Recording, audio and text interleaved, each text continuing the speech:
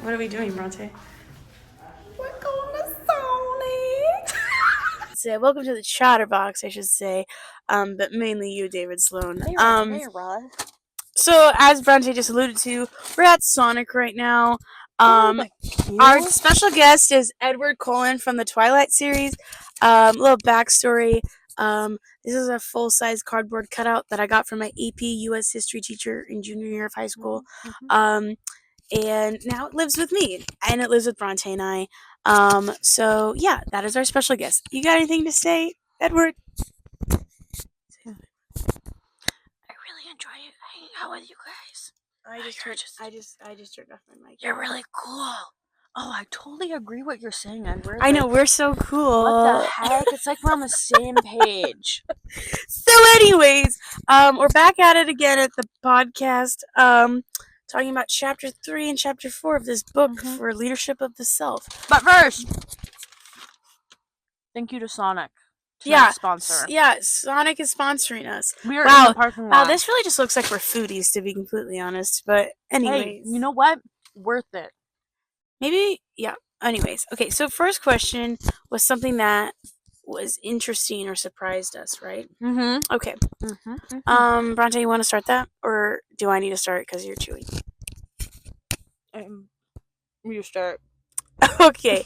What I thought was interesting is the whole data part of chapter 3, talking about like how a company or an organization can hide behind data and not and like be slow to pick or like move forward or move the needle forward, or the pin forward or whatever that saying is, because like they want to get the data so right. Because I've definitely been a part of organizations like that, and it really does frustrate me a lot. But then I've also been on the flip side. I've also been a part of organizations that I feel like maybe we see one data point or one research study, and then we go, okay, that's perfect, let's run with it. And I'm like, So I just thought that was interesting because I've definitely seen that in my own life. And also, I'm a statistical kind of girly, so of course the data part of the chapters was interesting to me. See, I'm going the flip opposite with that one. What was interesting was to me was in chapter 4 when it talked about your boundaries and what we have to deal with that, because it's like, yes, in a workplace we do put boundaries, and you sort of, it's like a non, like it's something that we don't say physically most of the time, but people like no, being like, oh, don't eat someone else's food whose name is labeled on it, sort of thing. That's a big no. But it's also like your boundaries of what things you sort of can talk about at work and things like that. But it's also like, I think we use it on a day-to-day basis when we like talk to people and walk past people, and it's sort of a thing that we notice more often than not that happens in our lives. Well, because I also think maybe setting boundaries feels awkward, but actually in the long run it is better for us, because then there isn't things in gray area, and then actually like, oh, you just crossed this boundary, let's talk about it, rather than if there's this gray area, it's like, actually, you didn't know that was a big no for me. Yeah, what's the next question? Okay, the next one is, how do the principles from the reading relate to things you see in your own life?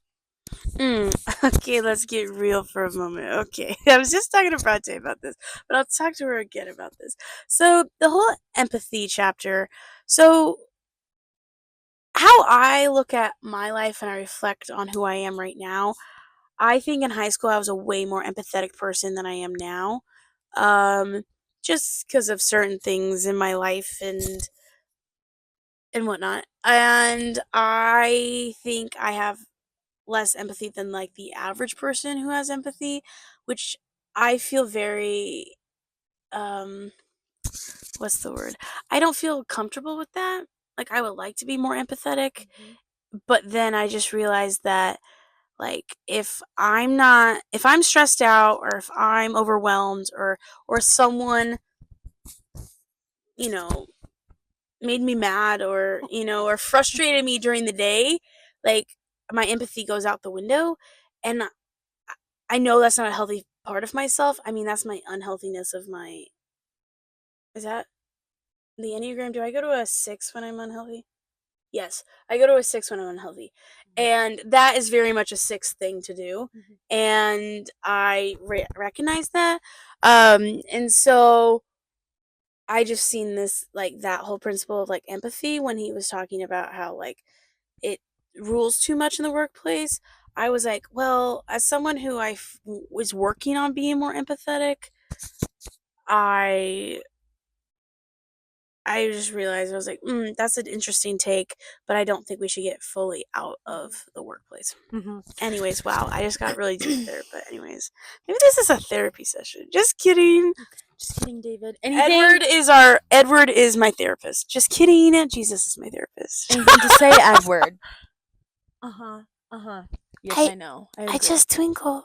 Just kidding. I twinkle the light. David, this is embarrassing if you've never seen Twilight, because then you won't understand these inside jokes. But if you don't watch it, I don't know. Maybe we'll watch it eventually with your daughter. Maybe. I mean, if you don't know anything about Twilight, I mean, it's based in Washington, so. Most amazing place ever. Anyways, on topic. Sorry. Back to topic. Yes, yep. I'm still sticking with the aspect of boundaries because I would love to say I use it every single day when I'm at work, because pretty much the place that I live in, I'm working 24/7. Right in the house. I don't. I struggle with setting boundaries because I want to be that person that they can come to, and that when they're not feeling like, when they're feeling stressed out or things like that, I want them to come to me. But I need to set those boundaries because I need to not be working all the time. And there's certain hours when I work and I don't work. It's like you have FOMO with boundaries. Yes. Like, because you want to be fully out there, but you have FOMO about not being out there, so you don't have boundaries because you want to be there for everyone.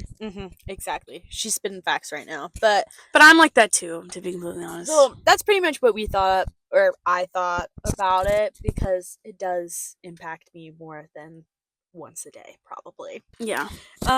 Next question. Describe how real organizations might learn from these principles.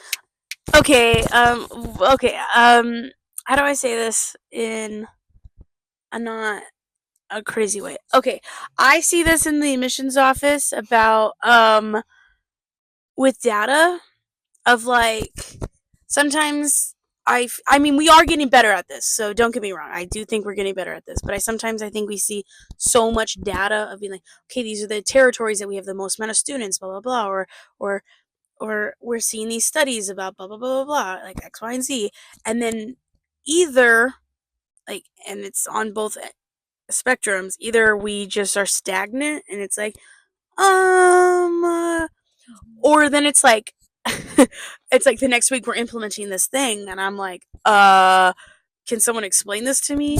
And so, I mean, it's good. I mean, positive and negatives. I mean, I like any workplace, but I see that a lot of, like, just like data is either helping or data's not helping, and it can be stagnant, or we're like running like a marathon, and it's like, whoa, okay, and then I just have to jump along it.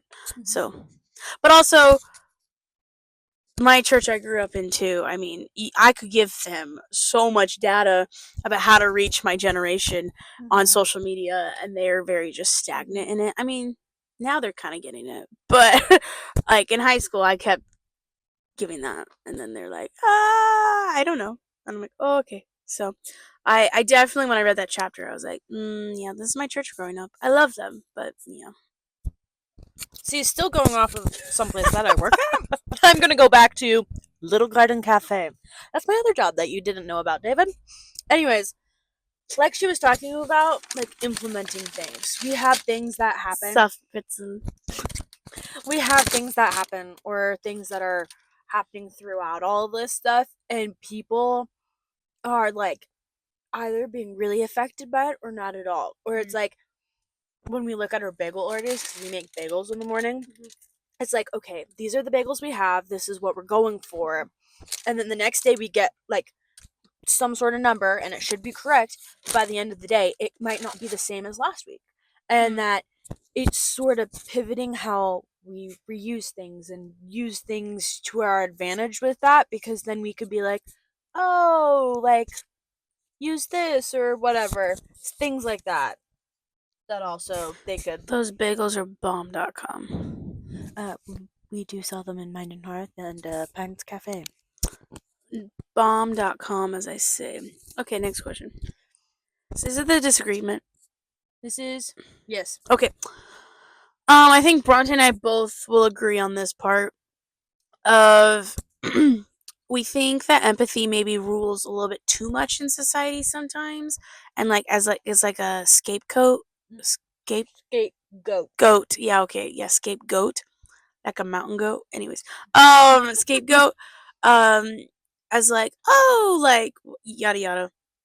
But I also don't think it should be on the flip side of let's get rid of empathy and just have responsibility and let's be cynical. Um, and yeah, so I just think it should be a middle ground, I think. But I think in society, if we're trying to fix something, we go all the way over and then we finally make middle ground. And I think we're on the way to get middle ground with that. Um, but I don't think we should get rid of empathy, but I also don't think empathy should rule 100% of the time, if that makes sense. So I guess I just agreed with that from the reading because um, I do think it is important to have empathy. Like I won't get into specific of the details, but there was something that happened this week with one of Bronte's coworkers, and like that obviously needed empathy. Like if you didn't show empathy about that, I think there's something wrong with you. There's something wrong. Yeah, and so like that was a perfect place in the workplace of being like we need to be empathetic, or we need to be empathetic. Um, but um, but like I mean, we also go to a Christian school, so that was also a it was at the right place of let's pray for him. But I see from the outside of that, like that is a perfect explanation of like why you need empathy in the workplace. But I also don't think it should be like you're getting nothing done. It's like we're just talking about our feelings. Like I don't think like if you're training stock on like and speaking of boundaries, it's just what we talked about. Like on the stock market, like you shouldn't be like 6 a.m. and with the markets open and be like, oh my gosh, and it's like that's when you like just talk about feelings. Like that's not. I don't think you should do that. Anyways, I went on a little tangent there, but anyways, I agree with everything she's saying because I am an empathetic person. Sometimes, iffy. Sometimes I think you are. But I am a very empathetic person towards people and the environment around. And so it's also like, it's how am I going to get stuff done and how am I going to still have a relationship at the end of the day with these people, but also at the same time of having those boundaries of like, okay, these are things that we can and can't talk at a workplace. Yeah. Yeah. Totally agree.